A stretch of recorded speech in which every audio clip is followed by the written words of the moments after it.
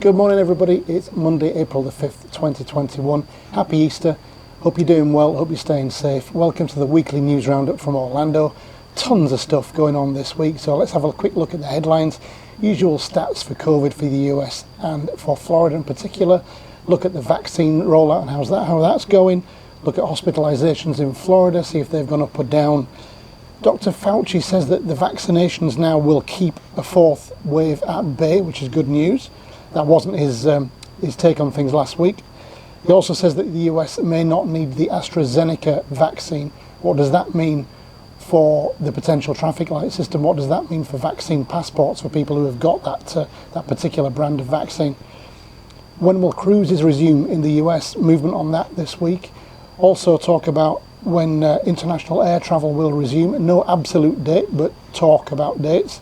What is the traffic light system when it comes to being able to move around the world by air or sea? How is VS73 filling up? That's the Virgin Atlantic flight on May the 17th coming out of Manchester direct into Orlando.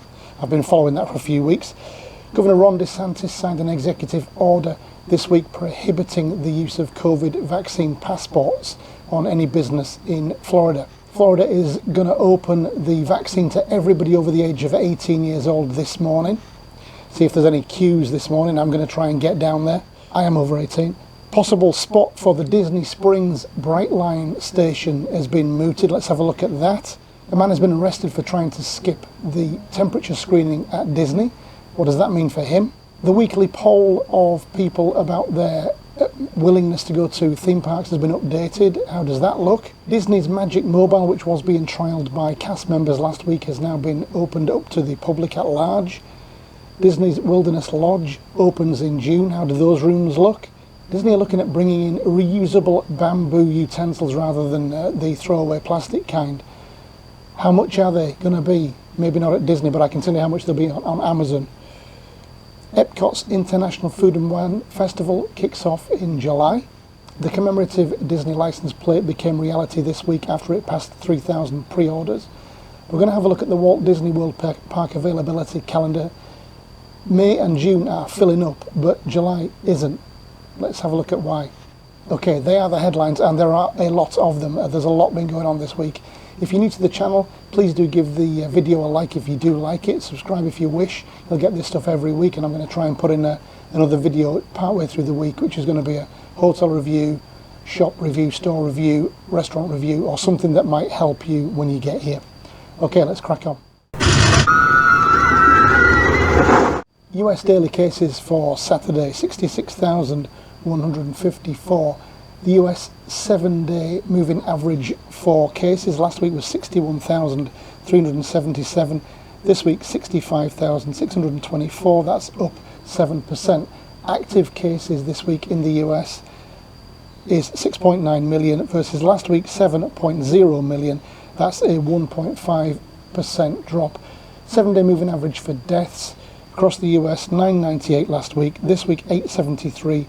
That's down 12%. Florida cases on Saturday, 6,017.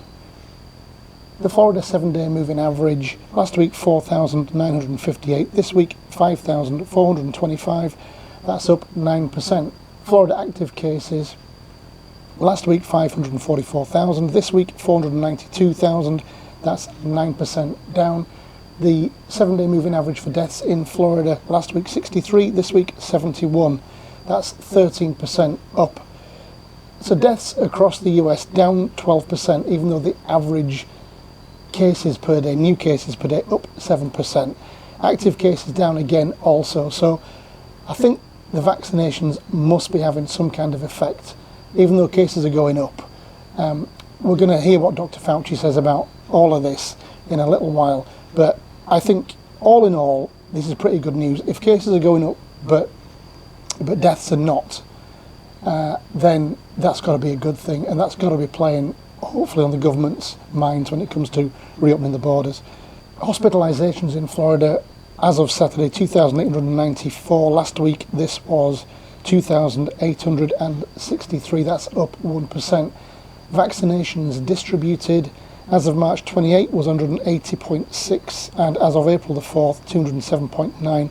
That's 27.3 million over the 8 days that this is taken over, or 3.4 million per day. Vaccinations given as of March 28, 143.5 million, and as of April the 4th, 165.1 million. That's 21.6 million over those same 8 days.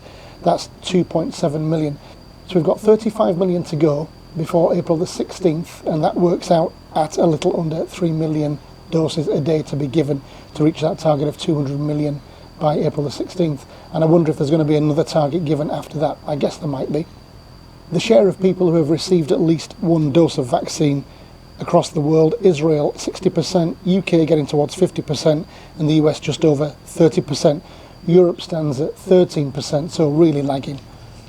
Dr. Anthony Fauci said on Friday that the US won't see a fourth wave as severe as the previous three. He stated it's kind of like a race between the potential for a surge and our ability to vaccinate as many people as we possibly can. And hopefully, if you want to make this a metaphorical race, the vaccine is going to win this one. The total share of population in the US with at least one dose is 32%, and that was 28.2% last week, so a good rise. The total who are fully vaccinated is now 18.5%, and it was 15.5% last week, so 3%, again a really good rise. Looking at the type of vaccinations used: Pfizer 30.6 million, Moderna 26.8 million, and Johnson & Johnson 4 million. The Pfizer vaccine was up by almost 5 million this week, Moderna by 4 million, and Johnson & Johnson by almost 1 million.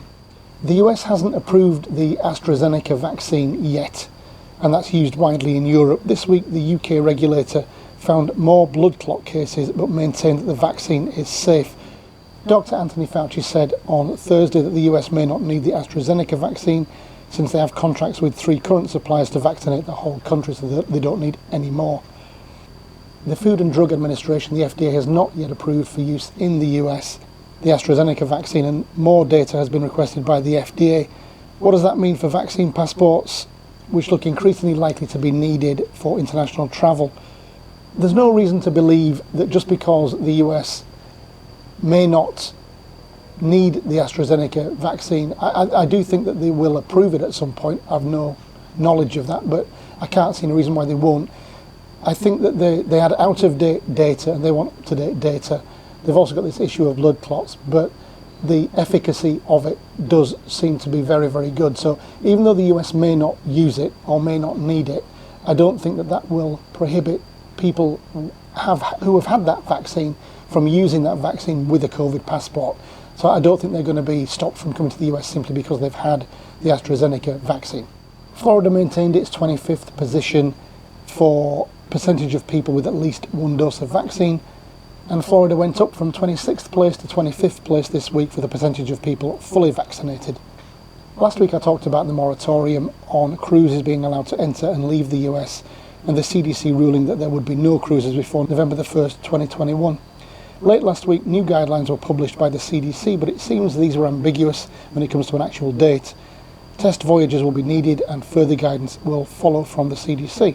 While no date was announced and the guidelines were ambiguous, it does seem that the pressure is building on the CDC now to come up with something tangible, and I guess a date for these first test cruises that will then open the routes up for real cruises with real paying passengers to come, I guess, fairly soon after that. If I was a betting man, I'm saying it's going to be way before November the 1st when the first paying cruise leaves these shores. Experts have also been having their say on when international air travel will recommence. One says July. Vaccine inequality was also mentioned, which would play into the traffic light system, which I'll talk about more in a minute. Iceland has opened up its borders now to fully vaccinated Americans. The IATA said that they expect the world to be fully open for international travel by October 2021. In the UK, several airline bosses have written to the Prime Minister asking for permission to start flying internationally again within weeks, although they recognise that it may not be possible by May the 17th. So what does that mean for Virgin? You will remember that May 17th is when Virgin Atlantic are starting direct flights from Manchester to Orlando. So what is the traffic light system? It takes certain metrics, including total percentage of population vaccinated, infections per 100k of population in the past 7 days and 14 days, and the percentage change of infections in the past 7 days. Here's the latest one from the PC agency. It hasn't been adopted by the UK government, or as far as I understand, any government yet, but this is the kind of thing that will be likely to enable international air travel to once again get in the skies. You'll notice that both the US and the UK are green, so travel between those countries could go ahead if such a system was adopted today. So let's have a look at VS73. This is the Manchester to Orlando direct flight, Virgin, 17th of May. The economy seats now cost £24 more than they did last week. Premium economy is down £75 and upper class down £225. The reason for that is going to become apparent. There are now, so the reason is it looks like they've changed the plane. The configuration on this flight has changed. There are now more upper class seats, more premium economy seats and less economy seats, which means that the two premium prices have gone down and the economy price has gone up. There are now 30 upper class seats versus 19 upper class seats in the previous configuration. No seats have been sold since last week. There were 35 premium economy seats last week, of which 12 were sold. There are now 48 premium economy seats on this configuration and only 5 are sold. There were 212 economy seats last week and there are now 200, 24 of which are sold versus 25 last week. So all in all, it's not really going spectacularly well for Virgin. I'm not sure why they've put a different plane on this route. I really don't know. Florida Governor Ron DeSantis said last week that he was going to sign an executive order that would prohibit businesses in Florida from putting in place a vaccine passport for their customers. He did that on Friday. Here it is. This appears to be as a result of Floridians not having had the opportunity to get the vaccine. The EO also states that the vaccine won't be mandated in Florida, so this EO stops Florida becoming a two-tier state as far as being able to enter a business is concerned. This will stop Disney, Universal, SeaWorld, etc. from putting COVID passports in place if they were thinking about doing that. It doesn't, however, stop them carrying on with their temperature testing and mask mandates. So talking about temperature testing, a man was arrested at Disney Springs earlier this week for refusing their temperature check. He also refused to take it when he was caught, and then he refused to leave the premises, so he was trespassed off. There's a possibility that he was trespassed off of all Disney World property, which means no going to the parks and no going to the resorts either. It's a hefty penalty to pay. A bit more news on Brightline and the link that will run between MCO and Disney Springs, but not until 2026. The orange colour on the map here represents where the line could run, so as we get towards Disney Springs, that can take many and varied routes. And the overlay map, if you look at the red pointer, shows where Disney Springs is. The location is rumoured to be under consideration near the orange parking garage. Guests would still need to get from there though to the bus station, so if you look at this map you can see where the orange parking garage is and you can see where the current bus station is.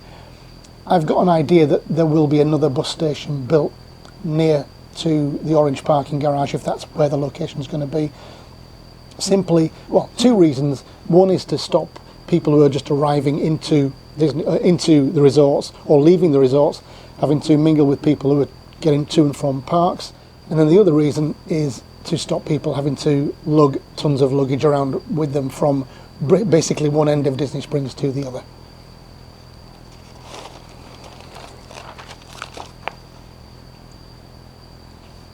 Into some real Disney news then, and last week the Magic Mobile app was under test by cast members. Now it's been rolled out to the paying public, and so you can use this in addition to or instead of a Magic Band. And here's what it can do.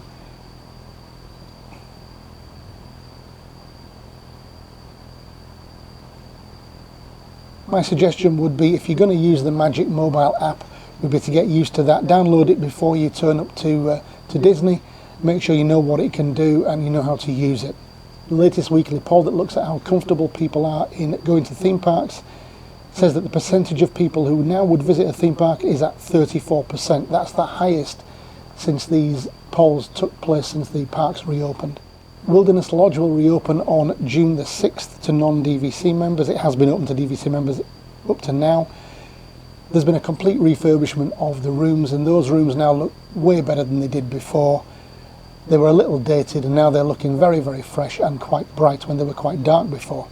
Disney's looking to introduce reusable bamboo cutlery. No info yet on when that might start or how much it's going to be, but just if you want to get ahead of the game, Amazon, you can get these on Amazon for $7.99 and up.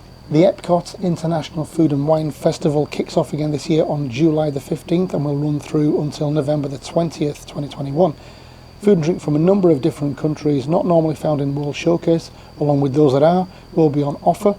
Remember that the Disney dining plan is suspended, so there will be no DDP this year. There'll be no bands on the America Gardens Theatre stage apart from the Mariachi Cobra. Making its debut this year is Remy's Ratatouille Hide and Squeak Scavenger Hunt and Emil's Fromage Montage. Neither of these are free. Last week we talked about the commemorative Walt Disney World 50th anniversary plate. They needed a 3,000 pre-order in order for that plate to be made, manufactured and sold. Those 3,000 were hit this week, so that will be a reality. Remember that this is only open to Florida drivers, not out-of-state drivers or anybody who just want a blank. They're not manufacturing blanks for commemorative purposes. The Walt Disney World Parks availability calendar looks like this. In April, Easter week is pretty much sold out, apart from Epcot on April the 9th for theme park tickets and resort guests. For annual pass holders, April the 6th is your worst day with only Epcot available. For May, theme park ticket guests and resort guests sees Hollywood Studios unavailable for 27 days out of those 30. Annual pass holders have almost unrestricted availability for the whole month. In June, theme park tickets and resort guests will find it very difficult to get into Hollywood Studios again without having a park hopper ticket. No problems at all for annual pass holders. For July, very strange, all parks are available for all ticket types for the whole month. So when you put that against June, where June is like, well, there's a lot of yellow, and I'm sure there's going to be some grey coming up very soon.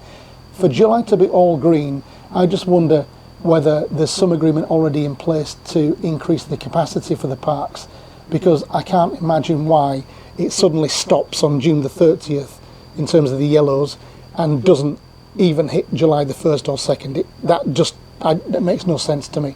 So I'm going to be keeping a very close eye on this just to see what's going on with park availability in July.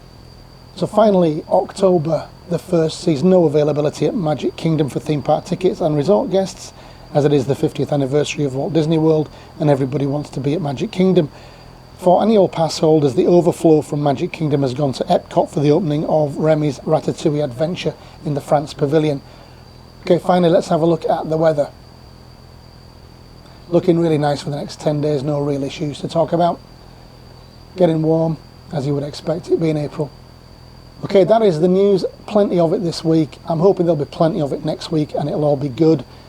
I hope you enjoyed it. If you did, do give the video a thumbs up. If you want to subscribe and get this stuff every week and something else, hopefully midweek as well, that would be really good. The likes help the videos along a lot. It will show the videos to new people. Subscriptions will make sure you don't miss a thing if you hit that notification bell and press all. Okay, that is it. I will see you next week for more news. Until then, stay well, keep safe. Cheers for now. Bye-bye.